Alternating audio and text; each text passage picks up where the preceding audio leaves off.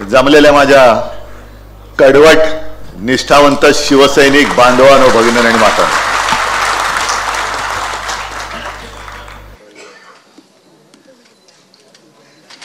मला तुमच्याकडे बघताना एक समाधान होतंय. किती कोणी फोडाफोडी केली तरी जो अस्सल शिवसैनिक आहे त्या तडबंदीला चरासुरा पडलेला नाहीये. संजय राऊत यांनी आपलं भाषण केलेलं आहे, मार्गदर्शन केलेलं आहे आणि बोलताना 2-3 गोष्टी संजय आपण बोलला त्याचा उल्लेख जरा गमतीने करावासा वाटतोच. पहिला उल्लेख म्हणजे पंतप्रधानांच्या गंगा स्नानाचा. कारण त्यांनी बुलेट प्रूफ जॅकेट घालून गंगा स्नान केलं असं म्हणतात. मला आठवलं कोणे एकेकाळी मनमोहन सिंग जी पंतप्रधान होते तेव्हा हेच बोलत होते की हे रेनकोट घालून आंघोळ करतात. आता ते रेनकोट घालून आंघोळ करायचे, हे बुलेट प्रूफ जॅकेट घालून गंगा स्नान करतात. ठीक आहे, आनंद आहे. भाविक असतील, श्रद्धाळू असतील, त्यांच्या भावनांना किंवा श्रद्धेला मी काही तडाखा मारत नाही. पण गंगेत डुबकी मारताना आपला रुपया सुद्धा डुबतोय याच्याकडे सुद्धा त्यांचं लक्ष असलं तर बरं. अंबादास, तुम्ही सांगितलं की कव्हरवरचा हात तुमचा आहे, नक्कीच असणार तो. कारण ज्याच्या हातामध्ये शिवबंधन आहे तो शिवसैनिक कधी इकडे तिकडे जाऊ शकत नाही. आणि मी अनेकदा बोललेलो आहे की लढण्यासाठी तलवार लागते, तलवार पकडायला मजबूत मनगट लागतं, पण त्याहीपेक्षा महत्वाचं म्हणजे मन लागतं. नाहीतर तलवार आहे पण चालवण्याची हिंमत होत नाही. ज्यांनी गद्दारी केली त्यांची मनं मेलेत, नुसते गट राहिलेले आहेत, मनं मेलेत त्यांची. आपण तलवार कोणावर चालवत आहोत हेच त्यांना कळेनासं झालेलं आहे. आणि मग अशा वेळेला तुमच्यासारख्या सगळ्या शिवसैनिकांचं कौतुक नाही करायचं तर काय करायचं. आज सुद्धा सूरज साधा शिवसैनिक आहे, काय दिलं त्याला आपण. म्हटलं असतं तर तो झोकू शकला असता, भाजपमध्ये जाऊ शकला असता, मिंद्याकडे गेला असता. पण जे महाराष्ट्र गीत आपण ऐकलं, दिल्लीचंही तख्त राखितो, हे दिल्लीच्या तख्ताला अजून माहिती नाहीये. आत्ताचे जे बसलेत दिल्लीच्या तख्तावर त्यांना माहिती नाही की त्यांचं तख्त हे महाराष्ट्र राखतो. महाराष्ट्रावरती जुलूम केला तर दिल्लीचाही तख्त फोडतो महाराष्ट्र माझा, ही नवीन ओळ आपल्याला लिहावी लागेल. सगळेच काही तुमचे गुलाम नाही होऊ शकत आणि होणार नाही. गुलामी ही महाराष्ट्राच्या रक्तामध्ये नाहीये. अंबादास सारखा जेव्हा एखादा साधा शिवसैनिक काम करत करत त्यांना मगाशी विचारलं तुम्ही बोलणार ना, कारण असा त्यांचा सोहळा आहे, त्यांच्या कार्य अहवालाचं प्रकाशन आहे. ते म्हणाले नाही, माझी फिल्म आहे, मी काम जे केले माझं कामच बोलतंय, मला बोलण्याची गरज नाही. आणि तशाला काल परवाकडे आपले रवींद्र माने आले होते, मुद्दामून उल्लेख करतो. रवींद्र माने आपले शिवसैनिक आणि आपल्या पहिल्या 95च्या काळातले मंत्री. आणि मला आमच्या गप्पा चालल्या होत्या, काय होतं तसं होतं, कशी लोक आता पटकन निष्ठा बदलतात, निष्ठा विकतात, मुळात ते निष्ठा नसतेच. आणि मी त्यांना सहज विचारलं की माने साहेब तुम्ही आलात तेव्हा शिवसेनेत काय व्हायचे होतात. ते म्हणाले मी विशीमध्ये असेल. काय तुम्हाला काय कशासाठी आलात. ते म्हणाले खरं सांगू साहेब, सगळा जो काय जी काय परिस्थिती होती ती बघितल्यानंतर मार खाण्यासाठीच मी शिवसेनेत आलो. का, कारण लढायचं होतं. जो काय अन्याय होत होता तो सहन होत. एक भगवा घेऊन शिवसैनिक चाललेला आहे, शिवसेना प्रमुख मार्गदर्शन करतायत. काय मिळेल याची अपेक्षाच नव्हती, आशाच नव्हती. असे त्यांच्यासारखे तुम्ही आणि तुमच्यासारखे अनेक महाराष्ट्रभर काळोखात. पण एक गोष्ट नक्की तुम्हाला माहिती आहे की काळोखात जरी तुम्ही उडी मारलीत तरी काळोख फार टिकणार नाही, कारण तुमच्या हातामध्ये मशाल आहे. लोकांना जे वाट चुकलेत त्यांना असं वाटते की एकाच मार्गाने गेलं म्हणजे आपल्याला मोक्ष मिळतो. नाही, अजिबात नाही. महाराष्ट्रावरती अन्याय करून कोणाला मोक्ष नाही मिळणार. काय लावायचं तो सोक्ष मोक्ष आम्ही इकडेच लावू. काय व्हायचं ते होईल, बघू ना आपण. आणि ही जी काही सगळी परिस्थिती आहे, आज संजय आपण सकाळी राहुल गांधींनी पत्रकार परिषद घेतली, मला पूर्ण बघायची, पूर्ण व्यवस्थित त्यांनी तो त्यांचं जे काही ढोंग आहे बहुमताचं ते फाडून टाकलेलं आहे.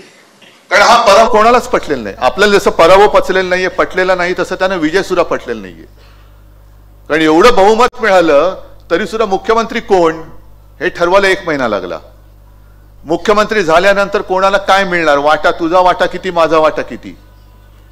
त्याच्यानंतर पालकमंत्री पद अजून ठरत नाहीयेत काही ठिकाणची. ही सगळी खेचाखेची करणं, याला तुम्ही बाळासाहेबांचे विचार म्हणता आणि बाळासाहेबांचे विचार मानता. मी 23 जानेवारीच्या सभेत जे बोललो होतो की आपले जे हे लाचार सेनेचे जे प्रमुख नेते आहेत, लाचार सेनाच आहे. अरे नेता कसा असला पाहिजे की बघितल्यानंतर प्रेरणा आली पाहिजे. हे कुठले नेते? हा म्हणजे डोकं नाहीच आहे, मग दाढी खाजवायची. यांच्याकडे बघून कोणाला प्रेरणा मिळत असेल तर जा बाबा, तुझं भलो भलो. पण प्रत्येक वेळेला काही झालं की ते मी 23 जानेवारीला म्हटलं होतं ना, रुसूबाई रुसू, गावात जाऊन बसू, डोळ्यातले आसू आता लागले दिसू. ही आता त्यांची हालत झालेली आहे. आणि आज सुद्धा जी काय बातमी सकाळी एकदम सोडून दिली होती की शिवसेनेचे 6-7 खासदार फुटणार, बघा ना, हिंमत असेल तर फोडून दाखवा, फोडून दाखवा. पण आता शिवसैनिकाच्या संयमाचा अंत बघू नका, कारण फोडाफोडी करायला लागलात तरी तुमचं डोकं फुटेल. आणि माझं तर आव्हान आहे, फोडाफोडी करायची असेल ना तर सरकारी यंत्रणा बाजूला ठेवा, पोलीस बिलीस बाजूला ठेवा, ईडी इन्कम टॅक्स सीबीआय बाजूला ठेवा, आणि हिंमत असेल मर्दाची अवलाद असेल तुझं नेतृत्व स्वीकारायला तयार आहे. एक तरी शिवसैनिक फोडून दाखव. पण पैशाची आमिष दाखवायची, अटकेच्या भीती दाखवायची, ईडी इन्कम टॅक्स सीबीआयच्या भीती दाखवायची. अरे कसले तुम्ही मर्द, नामर्दाची अवलाद, नकली बापाची अवलादी. संजय राऊत बोलले ते बरोबर आहे, हे नकली बापाची अवलाद आहे. कारण हिंमतच नाहीये. आज संपूर्णपणे देश नाचवून टाकतायत. जे आपल्याला वाटलं होतं की काँग्रेस नको, तेव्हा तो विचार होताच. पण जेव्हा देशाच्या मुळावर कोण येत असेल तर मग देशहितासाठी, देशाला वाचवण्यासाठी आम्ही तर उभे आहोत. पण आमच्यासोबत जे कोणी येत असतील येऊ द्यात, पण आम्ही पहिलं देशाच्या देशद्रोह्यांना पहिलं गाडू. सत्तेसाठी, सत्तेच्या साठमारीमध्ये जी लोकशाही तुम्ही मारताय, लोकशाहीचा तुम्ही खून करता आहात, त्या खुन्यापासून माझ्या देशाला आम्ही नाही वाचवणार तर दुसरं कोण वाचवणार? दिल्लीचं तख्त राखतो म्हणजे काय करतो महाराष्ट्र? प्रत्येक मदतीला राहतो म्हणजे काय करतो महाराष्ट्र नेमका? त्या डोंगराच्या बाजूला काय डोंगर जाऊन नाही उभा राहत? हे प्रतीक आहे. हिमालय म्हणजे आपला देश आणि देशाच्या मदतीला सह्याद्री धावतो म्हणजे तुम्ही आम्ही आपली महाराष्ट्रात जन्मलेली ही मराठमोळी माणसं ही जाऊन तिकडे देशाला वाचवतात. अगदी 92-93 साली सुद्धा त्यावेळेला जे काही झालं होतं, जातीय दंगली झाल्या होत्या हिंदू मुसलमानांच्या, मुंबई कोणी वाचवली? शिवसैनिकांनी वाचवली. मग मराठी माणूस हा हिंदू नाहीये. हिंदुत्व सोडलं दाखवा ना मला एक उदाहरण दाखवा की मी जे हिंदुत्व सोडलेलं आहे. मराठी माणसाला कोणी हिंदुत्व शिकवायच्या फंदात पडू नये. आणि हे मी वारंवार का सांगतोय? कारण त्यांच्याकडनं वारंवार ज्या अफवा पसरवल्या जात आहेत त्या अफवांना आपल्याला हे तोडावंच लागेल. आज सुद्धा राहुल गांधींनी पत्रकार परिषद घेऊन मतदार संख्या कशी वाढले, एकूण 5 वर्षात 32 लाख आणि 5 महिन्यामध्ये 40 लाख शक्य आहे. मग मतदार आले कुठून? आणि त्याच्यावरची प्रतिक्रिया आपल्या मुख्यमंत्र्यांनी दिली की प्रत्येक वेळेला चुटकुला, बरोबर ना रे? नाही कुठे उक्तार आणि कुठे माहित नाही, चुटकुला म्हणजे तोच विनोद जर का परत सांगितलं तर कोणाला हसायला येत नाही. तुम्हाला लोकशाहीची तुम्ही जी काही हत्या केली ती थट्टा वाटते, तो विनोद वाटतोय. ईव्हीएम मुळे ह्या आमचा आक्षेप आता आजच्या पत्रकार परिषदेत ईव्हीएम होताच.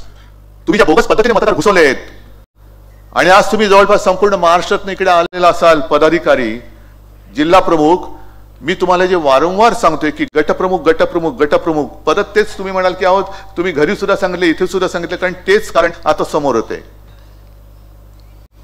कारण फार वर्षांपूर्वी सेशन आपले निवडणूक आयुक्त होते, मुख्य निवडणूक आयुक्त महाराष्ट्रामध्ये आले होते. मंत्रालयात त्यांनी सर्व पक्षांची एक मीटिंग घेतली. मला वाटतं देसाई साहेब तुम्ही असाल, पण मी सुद्धा आलो होतो. मनोहर जोशी वगैरे असतील सोबत, सगळे शिवसेना नेते, आणि आम्ही शिवसेनेच्या वतीने तिकडे गेलो. मंत्रालयात भेट झाली.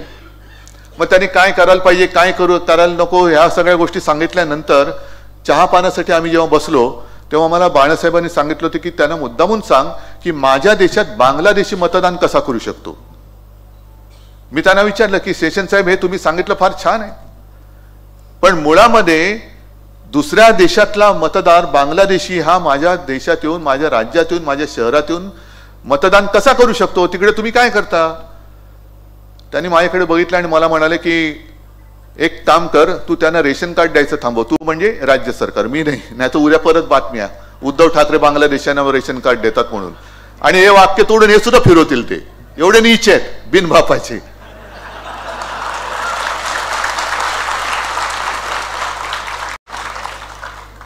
तर थोडक्यामध्ये काय की इथली जी काही यंत्रणा आहे ती रेशन कार्ड देते, आणि त्यावेळेला रेशन कार्ड हा एक काय त्याला एक आधार होता. आता आधार कार्ड हा आधार झालाय. आणि जर का मी चुकीचं बोलत नसेन तर देशभरामध्ये कुठेही आधार कार्ड असलं तर तो कुठल्याही राज्यात गेल्यानंतर तिथल्या प्रतिष्ठित व्यक्तींचं जर का एक ओळखपत्र घेतलं की मी या व्यक्तीला ओळखतो, हा खूप चांगला आहे, बोगस असला तरी चांगला आहे, तरी त्याचं मतदार यादीत नाव नोंदलं जातं. आणि मग तिकडे या प्रश्नाची उकल जी आहे, उत्तर आहे ते असं आहे की लोकसंख्येपेक्षाही मतदार वाढले कसे, कारण इतर राज्यातनं आलेले आहेत. त्याच्यानंतर दुसरं त्यांनी असं केलं असं म्हणतात की लोकसभेचा त्यांनी अभ्यास केला, लोकसभा निकालाचा, कोणत्या मतदारसंघात आपल्याला आघाडी मिळाली, कोणत्या मतदारसंघात आघाडी किती मिळाली तरी जिंकू शकत नाही, त्यातले बरोबर त्यांनी ते मतदार हेरले, बाजूच्या वॉर्डात त्यांनी ते नोंदवले आणि मतदान त्यांच्या उमेदवाराला करून घेतलं आणि जिंकले. नुसतं ईव्हीएम नाही, हे सुद्धा काम आहे. मग हे काम तपासायचं, कोणी काम आपण तपासू शकतो. सातत्याने मी जे सांगतोय मुद्दामून या चॅनल समोर सांगतोय, कारण प्रत्येक मतदाराचं एक कर्तव्य आहे, प्रत्येक पक्षाच्या कार्यकर्त्याचं एक कर्तव्य आहे की माझ्या मतदार यादीत अचानक हा माणूस घुसलाय, तो कोण आहे, कुठे राहतो. कारण आता जे नोंदले गेलेले मतदार आहेत, गेल्या वेळेला त्यांनी जे काय मतदान केलं असेल, मला नाही वाटत त्यांना सहजासहजी आता वगळता येईल. त्याच्यासाठी खूप मोठा अभ्यास करावा लागेल आणि खूप मोठा संघर्ष करावा लागेल. लोकशाहीची हत्या म्हणतोय ती हीच आहे की लोकशाही जिकडे तुम्ही माझा पक्ष चोरलात तिकडे लोकशाही चोरलेली दाखवून तुम्ही तुमचं जितमय्या म्हणून करत असाल तर हा विजय तुमचा विजय नाही, तुमचा पराभव झालेला आहे. पण केवळ सगळ्या यंत्रणा तुमच्या ताब्यात आहेत म्हणून, आणि म्हणून जसा तुम्ही माझा पक्ष फोडतात तशीच तुम्ही माझ्या देशाची सुद्धा वाट लावून टाकतात. काय शेवटी करणार काय, आंदोलनं तर झालीच पाहिजेत. मी तर सगळ्यांना सांगतो की एक काम करा, जसं अंबादासने केलं ना जनता दरबार, अंबादास हे काम चालूच ठेवायचं. सगळ्यांना सांगतोय चालूच ठेवायचं, कारण आपण जनतेला बांधलेलो आहोत. मी भाजपला सोडलंय, हिंदुत्व नाही सोडलेलं, राष्ट्रीयत्व नाही सोडलेलं, मी सोडू शकत नाही. पण हिंदुत्वाचा बुरखा पांघरून जर कोणी माझ्या देशाच्या नरडीचा घोट घेत असेल तर त्याला मग मात्र मी कट्टर कट्टर कट्टर हिंदू आणि राष्ट्रप्रेमी म्हणून त्याच्या नरडीचा घोट घेतल्याशिवाय राहणार नाही, ही शपथ घेऊन आपल्याला बाहेर पडलं पाहिजे. अनेक त्यांनी थापा मारल्या झाले. तुम्ही ग्रामीण भागात ना, आता इथले समोर माझे बुलढाण्याची वगैरे लोक दिसत आहेत, बरोबर आहे ना. मराठवाड्यातली आहेत, सोयाबीनला भाव मिळतोय नाही, कापसाला मिळतोय, 1 रुपयात पीक विमा, त्याच्यात घोटाळा.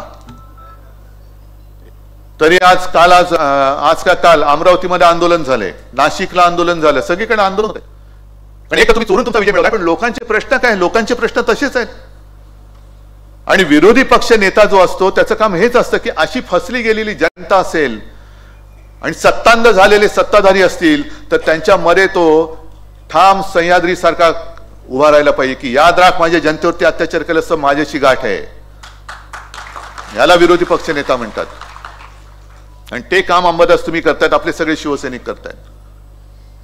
1 रुपयात पीक विमा घोटाळा, त्याच्या पीक विमा योजना त्याच्यामध्ये घोटाळा झालेला आहे. त्याच्यानंतर आत्ताच येताना मी बातमी वाचली की लाडकी बहीण 5 लाख महिलांचे अर्ज आता बाद ठेवलं, अपात्र 5 लाख. मग ते जे काय मतं त्यांना, जर का लाडक्या बहिणीने त्यांना विजय मिळवून दिला असेल तर ही लाडक्या बहिणीची फसवणूक नाही तर दुसरं काय होतं? बहिणीने सगळं जाऊन विचारलं पाहिजे. जा, 3 भाऊ होते ना, जॅकेट भाऊ, दाढी भाऊ, देवा भाऊ, जा विचारत आहे ना. तेव्हा काय भाऊ गर्दी झाली होती, मीच तुझा भाऊ, मीच तुझा भाऊ. पण ही सगळी 5 लाख म्हणजे आतापर्यंत 5 लाख महिलांना आपण ठरवलेलं आहे. ही बातमी आता ऑनलाईन वाचली मी. मग त्यांना दिलेले पैसे तुम्ही घेणार परत असाल आणि यापुढे जर का लाभ देणार नसाल तर त्यांनी दिलेली मतं सुद्धा तुम्ही तुमच्या पक्षाच्या मतदार यादीतनं किंवा मतदान संख्येतनं वगळणार आहात का? कारण तुम्ही फसवून घेतलेली मतं आहे. अनेक आपला महाराष्ट्र एवढा काही उपराटा नाहीये की कोणी काही केलं तर त्याचे उपकार तो विसरत नाही. मी समजू शकतो. आता तुम्ही जे काय अंबारस तुमच्या फिल्ममध्ये फोटो दाखवले, साध्या साध्या, कारण एक ठिकाणी मी सुद्धा आहे त्याच्यामध्ये. समोर त्या शेतकरी महिला बसल्या होत्या, कामगार महिला मजूर, शेतमजूर, आणि त्यांना मी विचारलं की काय ताई तुम्ही आता खुश असाल ना, लाडकी बहीण योजना आलेली आहे. तिने एकीने सांगितले की कसलं म्हणे 1,500 रुपयामध्ये घर चालतं वय. तिच्या बाजूला एक तिचं पोर बसलं होतं, 5-6 वर्ष, 4-5 वर्षाचं असेल. याची ऍडमिशन करायची, याला शिकवायचं, याला शिकायचंय. 1,500 मध्ये काय शिकवणार मी? सुदैवाने तिकडे आपला शिवसैनिक होता, काय त्याचं नाव, अंबादास भालेकर. मला म्हणाल साहेब काळजी करू नका, मी करतो काहीतरी. आणि मला वाटतं 15-20 दिवसात अंबादासनी मला फोन करून सांगितलं की साहेब त्या मुलाला आपण शाळेत ऍडमिशन केली, त्याच्या शिक्षणाचा खर्च आपण करतोय. मग 1,500 रुपये तुम्ही तेव्हा निवडणुकीच्या तोंडावरती माझ्या बहिणींना, मी लाच म्हणत नाही पण फसवणूक म्हणून केली तुम्ही, ओवाळणी देतो. मग ती बहीण सुद्धा म्हणाली की काहीच नाही तर देतोय, मग याला नाही कसं म्हणायचं? दिली असतील मतं, दिलीत असं माझं म्हणणं नाही, कारण बहीण सुद्धा माझी हुशार आहे. फसवा कोण आणि खरा कोणी ती ओळखते. पण ह्या ज्या काही गोष्टी आहेत ना त्याला आता वाचा फोडली पाहिजे. ठीक आहे, निवडणुका येतात, निवडणुका जातात, हार जीत होत असते, पण ही हार नाहीच आहे. आपण जिंकलेलो आहोत, कारण लोकांच्या मनात आज सुद्धा शिवसेना आहेच आणि आपली शिवसेना आहे. आणि यांना काय वाटतं, जे गद्दार झाले त्या गद्दारांना सांगू इच्छितो, अरे तुम्हाला तानाजी मालुसरे नाही होता आलं, शिवाजी महाराज सोडूनच द्या, बाजीप्रभू देशपांडे नाही होता आलं, पण खंडोजी खोपडे व्हायला सोपं असतं. ते खंडोजी खोपडे तुम्ही झाल्यात, सूर्याजी पिसाळ तुम्ही झालेला आहात. आणि लोकसभा निवडणुकीच्या वेळेला ओमराजेंनी एक चांगलं भाषण माझ्यासमोर केलेलं.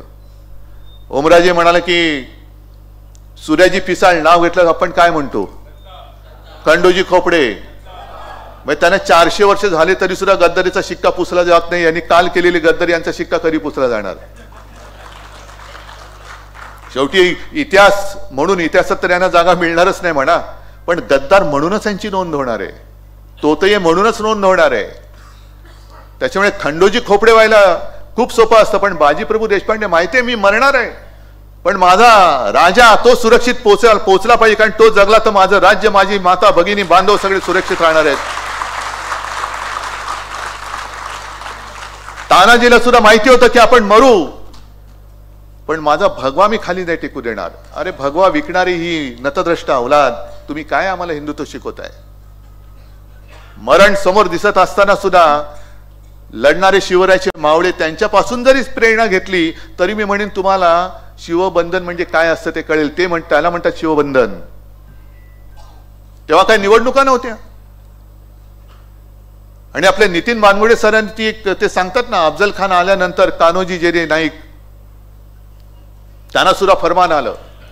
मग तेव्हाचे ते ईडी, इन्कम टॅक्स, सीबीआयच होतं.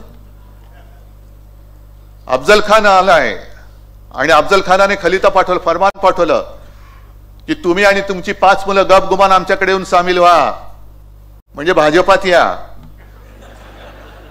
नाहीतर सहकुटुंब मारले जाल. आणि मग तो ते फरमान घेऊन 5 मुलांना घेऊन कान्होजी गेले महाराजांकडे आणि त्यांनी सांगितलं अफजल खानाचा खलिता आलेला आहे. महाराजांना माहिती होतं. ते मग त्यांनी असं असं लिहिलेलं आहे. तर शिवाजी महाराज म्हणाले ठीक आहे, मग जा की तुमचं जर का प्राण वाचत असतील, तुम्हाला काय आमदार खासदार नाही तर एसीओ होत असाल, आता 1,94,000 त्या चट्या उचलणाऱ्यांना भाजप एसीओ करतोय, तर जा तुम्ही. आणि तेव्हा कान्होजी जेदे ताडकन बोलले, चिडले. ते बोलले महाराज, त्याने एक तर तांब्या घेतला, हातावरती पाणी सोडलं आणि हे सोडलं मी माझं पाणी वतनावरती, हे सोडलं पाणी माझ्या मुलाबाळावर. पण जोपर्यंत जीवात जीव आहे तोपर्यंत मी तुमच्याशी आणि भगवेशी प्रतारणा करणार नाही. याला म्हणतात शिवबंधन. याचा अर्थच त्यांना कळणार नाही. आज महाराष्ट्र मारला जातोय, मुंबईचा सत्यानाश करतायत. जे गेले वर्ष दीड वर्ष मी बोलतोय, आदित्य बोलतोय, सगळे बोलतायत की आपल्या मुंबईला, जी मुंबई अभिमानाने आपण सांगतो की माझ्या देशाची आर्थिक राजधानी, त्या देशाच्या आर्थिक राजधानीला आता भिकेचे डोहाळे लावले त्यांनी. भिकेचे डोहाळे. संपूर्ण देशात सर्वाधिक कर संकलन करणारं जर का राज्य आणि शहर असेल तर ती आपली मुंबई. जवळपास 35 ते 37 कर संकलन जे काय दिल्ली केंद्र सरकार करतात ना तिकडे बसून, हे त्यातलं एकटी मुंबई 35 ते 37% कर आपली मुंबई देते. आणि अभिमान आहे मला. सुनील, तुम्ही ज्या वेळेला महापौर होता 2012, त्यावेळेला 640 कोटीने आपली महापालिका त्रुटीमध्ये होती, तोट्यात होती. मग 2012 ते आता जेव्हा महापालिका विसर्जित होत होती तोपर्यंत संपूर्ण महापालिका सलग जेव्हा शिवसेनेच्या ताब्यात होती तेव्हा 92,000 कोटीच्या मुदत ठेवी किंवा फिक्स डिपॉझिट आपण केल्या होत्या. हा कोस्टल रोड जो केलेला आहे ते यांचं कोणाचं नाही. ना मोदींचा एक पैसा आहे, ना देवेंद्र फडणवीसांचा एक पैसा आहे, ना गद्दारांनी एक पैसा टाकलाय. तो आपल्या मुंबई महापालिकेने टाकलेला पैसा आणि त्यातनं केलेलं हे काम आहे. आणि 90,000 कोटीच्या ठेवी असलेली महापालिका आता त्या ठेवी त्यांनी 80,000 कोटीवर आणल्या. मधल्या 1-1.5 वर्ष, 1 वर्षापूर्वी आपले माननीय पंतप्रधान येऊन गेले आणि त्यांनी सांगितलं बँक में पैसा रखकर विकास नाही होता जी. पण आता जो काय विकासाच्या नावाखाली भ्रष्टाचाराचा धुरळा उडालेला आहे, एक तर 90-92,000 कोटीच्या 80,000 कोटीपर्यंत आणले, आणखीन ते खाली जाणार. पण त्याच्या समोर जवळपास 2,30,000 कोटीपेक्षाही जास्त देणी या नादान सरकारने करून ठेवलेले. 2,30,000 कोटी. आणि मी जर का चुकत नसेल तर सुनील तुम्ही सांगा, दरवर्षी आपल्या मुंबई महापालिकेचा जो काय महसूल आहे तो 40,000 कोटी आहे. त्यातला 30,000 कोटी हा आस्थापनावरती जातो, पगार बिगार सगळ्या याच्यावरती. म्हणजे आपल्या विकासाला 10,000 कोटी मिळतात. आधीच 1.25 लाख 2.5 लाख कोटी यांनी जर का देणं करून ठेवलं असेल तर मोजा ना तुम्ही, पाडा मोजा. 10 × 10, 10 × 2 = 20, 10 × 3 = 30, जवळपास 23 वर्ष ह्या आजच्या कामाची देणी मुंबई महापालिका फेडत बसेल. कोणी केले हे पाप? कोणाच्या खिशात पैसा गेला? बैंक में पैसा रखकर विकास नहीं होता है तो फिर क्या कॉन्ट्रैक्टर के जेब में पैसा डालकर विकास होने वाला है?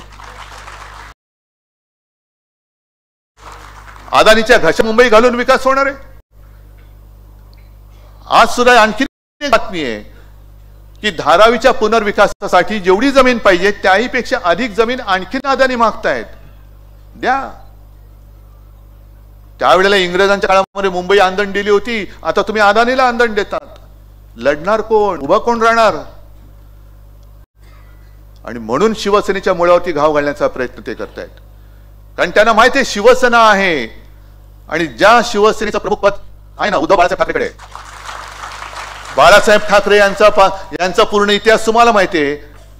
बाळासाहेबांच्या वडिलांचा इतिहास तुम्हाला नसेल माहिती तर सांगतो की संयुक्त महाराष्ट्राच्या चळवळीमध्ये पहिले 5 जे नेते होते त्याच्यात माझे आजोबा होते, प्रबोधनकार केशव सीताराम ठाकरे. त्यावेळेला तेही तुरुंगात गेले होते. आणि अशा घरात जन्मलेला माणूस जोपर्यंत तुमच्या समोर ठामपणे उभा आहे तोपर्यंत मी मुंबई तुम्हाला गेळायला देणार नाही, म्हणजे नाही, अजिबात नाही. आणि म्हणून उद्धव ठाकरेला एकटा पाडा. मराठी माणसाची ताकद, बटेंगे तो कटेंगे. हे आपल्याला वाटलं हिंदू मुसलमान, नाही, आपल्या मराठी माणसात त्यांनी लावली ही कलागती. म्हणजे चांगल्या संस्था आता मुंबई महापालिका तोडून टाकली, फोडून टाकली. जवळपास हॉस्पिटल्स आता त्याचं खाजगीकरण करायला चाललेत. महापालिकेचे हॉस्पिटल्स आहेत, राज्याचे हॉस्पिटल्स. मग भगवतीचं करणार का? चालत नाही, चालू शकत नाही. मग साधा माझा प्रश्न आहे, महापालिकेचे हॉस्पिटल चालत नाही म्हणून जर का खाजगीकरण करत असाल तर उद्या महापालिका नाही चालत, मग ती अदानीला दिली तर? नाही बाबा, महापालिका चालत नाही कारण आधीच 2.5 लाख कोटींचं डोक्यावरती ओझं आहे, आम्ही नाही करू शकत, देऊन टाका अदानीला. त्या महापालिकेच्या ऑफिसमध्ये काय अदानी बसणार तिकडे? आणि अशा वेळेला आपलं काम आहे, शिवबंधन काय असतं हे शिवबंधन नुसतं हातात असून चालत नाही. शिवबंधन हृदयात पाहिजे. आणि शिवबंधन म्हणजे या मातीशी आणि आपल्या मातेशी बंधन, त्याला मी म्हणतो शिवबंधन. ते खरं शिवबंधन आहे. आणि मग परत एकदा जेव्हा 1966 साली शिवसेना प्रमुखांनी जो आपल्याला एक मंत्र दिला, मराठा मराठेतर, ब्राह्मण ब्राह्मणेतर, 96 कोळी 92 कोळी, स्पृश्य अस्पृश्य, घाटी कोकणी असे सगळे भेदाभेद गाडून मराठी माणसाची भक्कम एकजूट बांधा. याला म्हणतात महाराष्ट्र धर्म. आणि हा महाराष्ट्र धर्मच हिंदुत्वाला वाचू शकतो, देशाला वाचू शकतो. आणि हेच तर खरं शिवबंधन आहे. आणि म्हणून तुम्हाला त्या शिवबंधनाची एक जाणीव करून देण्यासाठी अंबादास तुम्ही तुमच्या कार्यक्रमाचं नाव शिवबंधन ठेवलं, याच्याबद्दल तुमचं मी खास अभिनंदन करतो. आणि आज जरी माझ्या हातामध्ये काही नसलं देण्यासारखं, तरी हीच तर खरी शिवसेना आहे. जे शिवसेना प्रमुख बोलले होते ते आता आपल्याला राजकारणात करायचंय. नोकऱ्या मागणारे होऊ नका, नोकऱ्या देणारे व्हा. पद मागणारे होऊ नका, पद देणारे व्हा.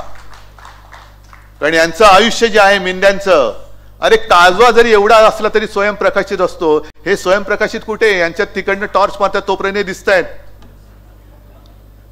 दिल्लीतनं टॉर्च बंद झाला की अंधारात कुठे जातील कळत नाहीत. आणि मग त्यांच्या बरोबर जे गेलेले आहेत त्या काळोखात काय चेंगराचेंगरी होईल काय कळणार नाहीये. यांचं भवितव्य फार बिकट आहे. त्यांना बाकी म्हणजे मी म्हणतो ना की पुण्यामध्ये तो कुठला आता एक तो पसरतोय GBS, बरोबर ना? कशामुळे पसरतोय? दूषित पाणी. कोण जबाबदार? उत्तर द्यायला कोण आहे? महापालिका आहे. महापालिका विसर्जित झाले, महापौर नाहीये. तुम्ही जे काय मागे म्हणायचं स्टँडिंग की अंडरस्टँडिंग आहोत, तुमच्याकडेच ती पुणे महापालिका होती, भाजपकडेच होती. मग जा तुम्ही त्या नगर विकास खात्यात जे काय तिकडे जे धेण बसवले ना त्याला विचारा, जाब काय मिळालं नाही का? तू गावात जाऊन बसतो आणि रेडा कापतोस. पुणेकरांना दूषित पाण्यातनं रोग होत आहेत. कोण जबाबदार? कोण? मंत्री नाही तर दुसरा कोण असणार आहे? कारण तुम्ही महापालिका ठेवलेलीच नाहीये. पण हे जाब नाही विचारायचे. पण आम्हाला काय मिळालं तर आम्ही खुश, नाहीतर रुसूबाई रुसू.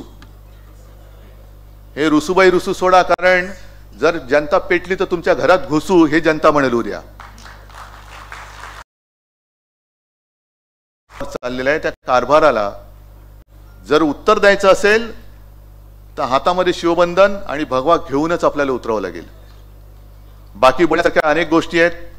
सगळ्याच गोष्टी काय आज मी बोलणार नाही, कारण आजचा मुख्य कार्यक्रम अंबादासच्या कार्य अहवालाच्या प्रकाशनाचा आहे. आणि असं अहवाल प्रकाशन करणारे मला वाटतं शिवसेना हा एकमेव पक्ष असेल.